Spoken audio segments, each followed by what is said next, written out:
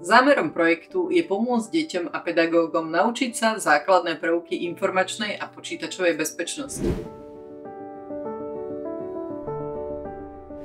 Hra je vytvorená v reálnom prostredí skutočnej školy, ktoré obohacujeme o herné prvky, videá, kvízy a množstvo informácií.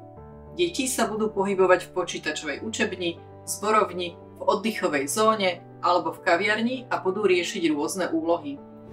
Budú sa snažiť zlikvidovať nebezpečný počítačový vírus alebo odhaliť hackera. Naučia sa, prečo je nebezpečné použiť v škole alebo doma neznámy USB kľúč alebo zdieľať s niekým svoje heslá či fotografie.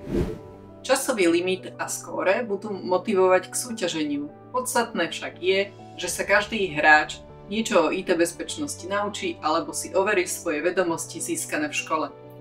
Hra bude dostupná bezplatne a bude fungovať na počítačoch aj mobilných zariadeniach. Všetci v rámci projektového tímu veríme, že sa každý, kto sa ponorí do hry, dozvie niečo užitočné a že sa hra bude páčiť. Ďakujeme SK NIC za možnosť realizovať projekt a za podporu.